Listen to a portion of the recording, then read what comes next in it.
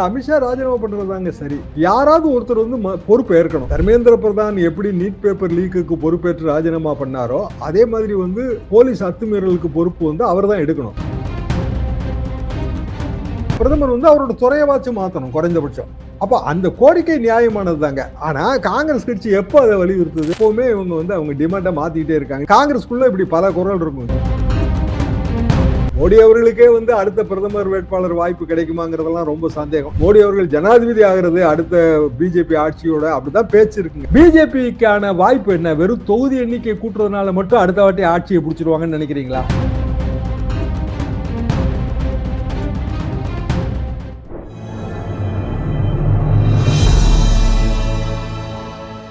Tamil news நேயர்களுக்கு வணக்கம். இன்றைய சிறப்பு நேர்காணலில் நம்ம இருந்திருப்பவர் மூத்த பத்திரிகையாளர், அரசியல் திறனாய்வாளர், வழக்கறிஞர் முனைவர் தராசு ஷியாம் அவர்கள். சார் வணக்கம். வணக்கம். மத்திய உள்துறை அமைச்சர் அமித்ஷா எப்பவுமே அவர் வந்து பிரதமருக்கு ஒரு ப்ராக்சியா அவர் வந்து எல்லாத்துக்குமே விளக்கம் கொடுப்பாரு.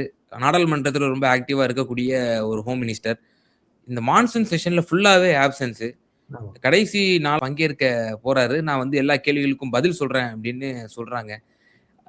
என்ன இதுல பின்னணியா இருக்கும்? எல்லா கேள்விகளும் பதில் சொல்றேன்றாங்க. ரெண்டாவது RSSம் பின்னணியில இருந்து அவருக்கு தொடர்ந்து பல அழுத்தங்கள் கொடுத்து கொண்டிருக்கின்றன. ராஜினாமா செய்யணும். அதே போல வெளியில இருந்தும் அப்போசிஷனும் அவருடைய ரெசிக்னேஷனை வந்து வலியுறுத்திட்டு இருக்கிறாங்க. இது எப்படி பார்க்கிறது? அமித்ஷா ராஜினாமா பண்றதாங்க சரி. என்ன காரணம் அப்படின்னா, யாராவது ஒருத்தர் வந்து பொறுப்பு ஏற்கணும். இப்போ வந்து தர்மேந்திர பிரதான் எப்படி நீட் பேப்பர் லீக்குக்கு பொறுப்பேற்று ராஜினாமா பண்ணாரோ அதே மாதிரி வந்து போலீஸ் அத்துமீறலுக்கு பொறுப்பு வந்து அவர் தான் எடுக்கணும். காரணம், டெல்லி போலீஸ் அவர் கண்ட்ரோல்ல இருக்கு. அவர்கிட்ட கேட்காம எப்படிங்க அதை செய்வாங்க? அவங்க எப்படி பெல்லட் யூஸ் பண்ணாங்க அப்படின்னா, ஹோம் மினிஸ்டர்கிட்ட கிளியரன்ஸ் வாங்காம செய்ய முடியாது. அவர் தானே துறை அமைச்சர். அப்புறம் அவர் எப்படி பொறுப்பேற்காம இருக்க முடியும்? அப்படி இல்லை அப்படின்னா பிரதமர் வந்து அவரோட துறையவாச்சும் மாத்தணும் குறைந்தபட்சம். அப்ப அந்த கோரிக்கை நியாயமானது தாங்க. ஆனா காங்கிரஸ் கட்சி எப்போ அதை வலியுறுத்துது? நேற்றுக்கு தான். முதல்ல என்ன சொல்லிட்டு இருந்தாங்க? பதில் கொடுங்கன்னு தான் சொல்லிட்டு இருந்தாங்க. பொறுப்பு சொல்லவே இல்லை. பதில் கொடுங்கன்னாங்க. அமித்ஷா நான் பதில் கொடுக்குறேன் அப்படின்னு ஒன்னா இல்ல நீங்க ராஜினாமா பண்ணுங்கன்றாங்க. அது ஷிஃப்டிங் கோல் போஸ்ட்டுங்க காங்கிரஸ். அது கிரண் ரிஜிஜு கூட சொல்லுவாரு. எப்பவுமே இவங்க வந்து அவங்க டிமாண்டை மாத்திக்கிட்டே இருக்காங்க. இங்கேயே அதான் டீலிமிட்டேஷன்லயும் அதே கதை தான். காங்கிரஸ்குள்ள இப்படி பல குரல் இருக்கும். KC வேணுகோபால் குரல் வேறவா இருக்கும், ராகுல் காந்தி குரல் வேறவா இருக்கும், சோனியா காந்தி அம்மா என்ன நினைக்கிறாங்கன்னு யாருக்கும் தெரியாது. இது காங்கிரஸோட பெர்மனன்ட் மைனஸ் பாயிண்ட்டுங்க. அப்போ இப்போ அமித்ஷா ரிசைன் பண்ண போறது இல்லை. அதுல எனக்கு ஒன்றும் அப்படி ரிசைன் பண்ணிட்டாருன்னா உண்மையிலேயே மோடி வேற ஏதோ ரூட் பிளான் பண்றாருன்னு தான் நான் எடுத்துக்கணும். ஏன்னா மோடி அவர்களுக்கே வந்து அடுத்த பிரதமர் வேட்பாளர் வாய்ப்பு கிடைக்குமாங்கிறதெல்லாம் ரொம்ப சந்தேகம். அது அவரோட டேமும் ஓவருங்க. இன்னொன்னு, அந்த ஜனாதிபதி நம்ம இப்ப இந்த ஜனாதிபதியோட பதவி காலம் முடிந்த பிறகு மோடி அவர்கள் ஜனாதிபதி ஆகிறது அடுத்த பிஜேபி ஆட்சியோட அப்படிதான் பேச்சு இருக்குங்க. மோடி தான் அடுத்த அப்படிதான் பேச்சு இருக்கு. ஏன்னா அவரோட டேம் வந்துங்க 14ல இருந்து அவர் தொடர்ந்து இருக்கிறாரு. ஒரு அலுப்பா ஆயிடுச்சுன்னு RSS ஃபீல் பண்ணுது. From 2001 onwards ஹையர் அபிஷியலா இருக்காரு. தொடர்ந்து அவர் சீஃப் மினிஸ்டராகவும் இருக்காரு. சிஎம்ஆ இருக்கும் போதுங்க அவங்களுக்கு அதுல பிரச்சனை தெரியாதுங்க. பிஎம்ஆ இருக்கும்போது RSS வந்து தொடர்ந்து இருக்கிறத அவங்க விரும்புறது இல்லை. ரெண்டாவது ஏஜ், நிறைய பல காரணங்கள் இருக்குங்க. அப்போ இன்னும் அந்த முடிவு அவங்க எடுக்கல. அவருக்கு பதிலாக எந்த முகத்தை கொண்டு வந்து நிறுத்துறது? சரி, அத்வானி அவர்கள் பிரைம் மினிஸ்டர் கேம்பெயின் அந்த 2009 அதை நேரலை கொடுத்துட்டு அப்போ வந்து வெப் கான்செப்டுக்குள்ள போய் அதெல்லாம் நான் பண்ணதுங்க. என்னோட டீம் வந்து அப்பதான் முதல்ல தமிழ்நாட்டிலே அதை அறிமுகப்படுத்தணும், வெப்காஸ்டிங்.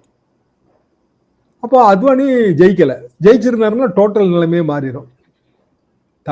நார்த் இந்தியா ரொம்ப கைவிட்டுச்சு. அப்போ மன்மோகன் சிங் UPA 2 அவங்களுக்கு வாய்ப்பு கிடைச்சிருச்சு. இப்போ அத்வானி வந்து தோல்வி அடைந்த பிறகு மோடி உட்பட 5 பேருக்கு வாய்ப்பு இருந்தது. மோடி மட்டும் சிங்கிள் பர்சன் கிடையாதுங்களே, 5 பேருக்கு வாய்ப்பு இருந்தது. அத்வானியே அதை சொல்லியிருக்காரு. பிரதமர் வேட்பாளருக்கு தகுதியானவர்கள் பிஜேபியில 5 பேரு, நரேந்திர மோடி மட்டும் கிடையாதுன்னு சொல்லியிருக்காரு. அது பிறகு நரேந்திர மோடி பிரதமர் ஆனாரு, அத்வானி ஓரம் கட்டப்பட்டார். இப்போ அத்வானி அவர்களுக்கு ஏற்பட்ட வீழ்ச்சி மாதிரி தான் நரேந்திர மோடி அவர்களுக்கும் வீழ்ச்சி. ஏன்னா அவங்க 400ன்னு டார்கெட் ஃபிக்ஸ் பண்ணிட்டு 240 தான் ஜெயிச்சிருக்காங்க. அப்ப 240ல இருந்து இன்னும் அவங்க இறங்குவாங்க. இப்ப இறங்குறதுக்கு அவங்க தடுப்பு நடவடிக்கை நினைக்கிறது MP எண்ணிக்கை கூட்டுதல். ஆனா அது பத்தாதுங்க. எப்படின்னா, நீங்க MP எண்ணிக்கை கூட்டினீங்கன்னா எல்லாருக்கும் MP இப்ப இருக்கிற பிரசன்ட் MP தொகுதி சுருங்கிரும் இல்லைங்களா? அப்ப எதிர்கட்சிக்கு அதுல வாய்ப்பு ஜாஸ்தி ஆச்சுங்களே. இப்ப அகிலேஷ் வந்து போட்டி போட்ட தொகுதிகளோட அதிக தொகுதியில போட்டி போடுவார் சமாஜ்வாதி. தொகுதி சின்னதா இருக்கும். அப்ப பிஜேபியை வெற்றி கொள்வது அவங்களுக்கு எளிதா தானே இருக்கும்ன்ற. இது எல்லாருக்கும் ஈக்குவல் வாய்ப்பு தானேங்க. இங்க இப்ப இங்க 59 தொகுதி வருது. அப்ப தாவேகாக்கு அதுல ஈக்குவல் வாய்ப்பு கிடையாதா? அவங்களுக்கு இருக்கும்ல. தேர்தல் களங்கிறதே அப்படிதானங்க. எல்லாருக்கும் சம வாய்ப்பு தான் தேர்தல் களம்.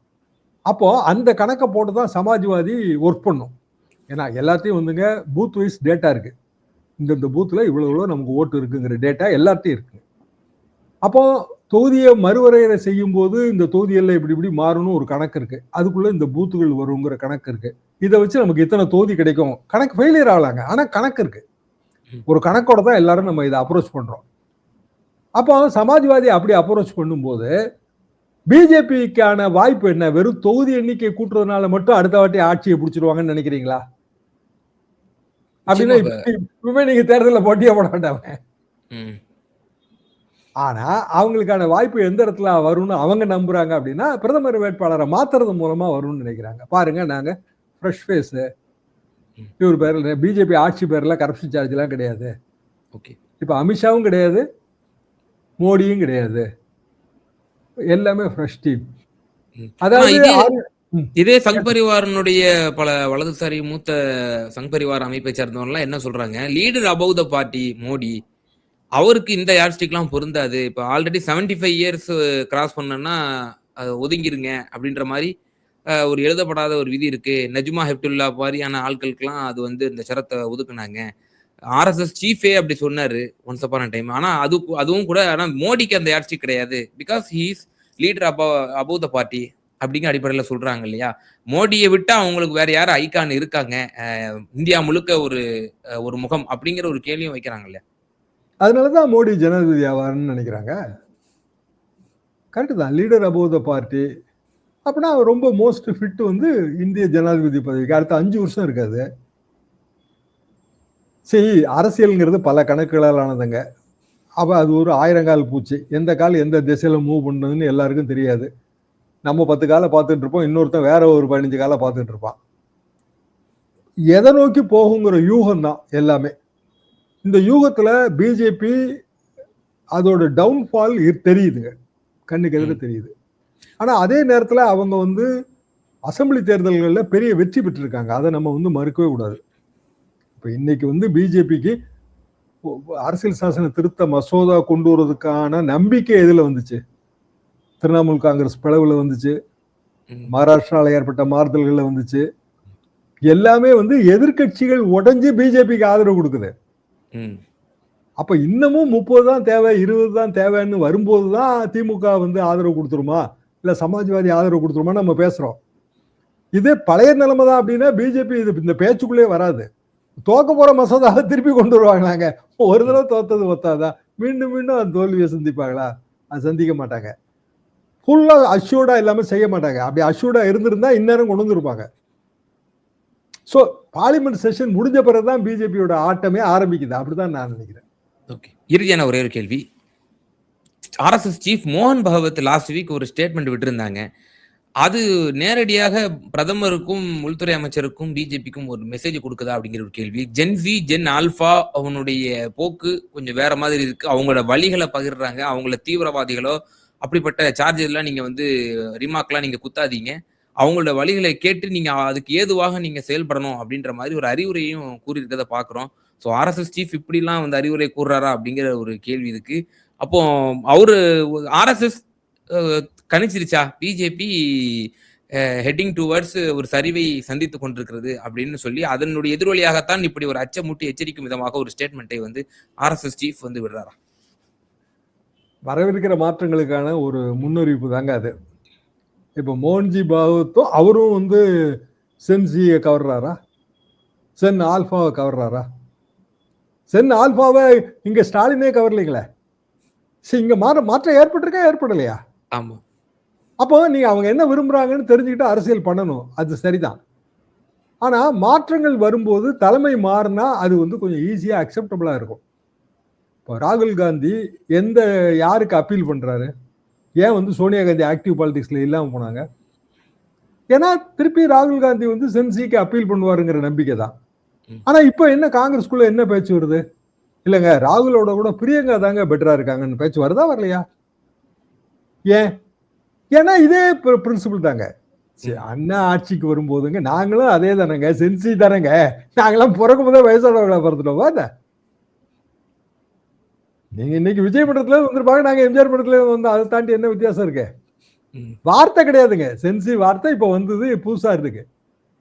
அப்ப இளைஞர்களுமோ மாணவர்களுமோ ஆனா 1967 என்னவா இருந்திருப்போம் இன்னைக்கு 60 வருஷத்துக்கு முன்னாடி? அப்ப எப்போதுமே அரசியல்ல மாற்றத்துக்கான சாவி எப்போதுமே இளைஞர்கள் கையில தான் இருக்கு. இளைஞர்கள் நீங்க அட்ராக்ட் பண்ணணும்னா திருப்பி ஓல்டு லீடர்ஷிப் வச்சு அட்ராக்ட் பண்ண முடியாது. ஸோ பிஜேபி மீண்டும் ஒரு முறை ஆட்சியை பிடிக்கணும்னு நினைச்சாலே அவங்களுக்கு இந்த மாற்றம் தேவைப்படும். அந்த மாற்றத்தை வந்து செய்வதற்கான அரசியல் துணிச்சல் இருக்கிறதா இல்லையாங்கிறதாங்க கேள்வி. அந்த அரசியல் துணிச்சல் இருந்து நேரடியாக மாற்றத்தை நம்ம உருவாக்க முயற்சி செய்தால் வெற்றி வரும். பெரியாருக்கு அரசியல் துணிச்சல் இருந்ததுங்க. ஆனா தேர்தலில் போட்டி போட வேண்டான்னு ஒரு முடிவு பண்ணாரு. ஸோ அண்ணா உட்பட எல்லாரும் வெளியில வந்தாங்க. அவங்க இளைஞர்களாக இருந்தாங்க. அவங்களுக்கான திரைக்கவர்ச்சி இருந்தது. வெற்றி கிடைச்சதுங்க. அப்புறம் பல மாற்றங்கள். இப்ப அண்ணா காலத்துல கலைஞர் வரும்போது கலைஞர் சென்சி தானே. அவரும் அந்த 50 வயசு கீழே இருந்து செட்டுங்க. ரொம்ப இளைஞர் கலைஞர். வரிசையா நீங்க பார்த்துட்டே வருங்க.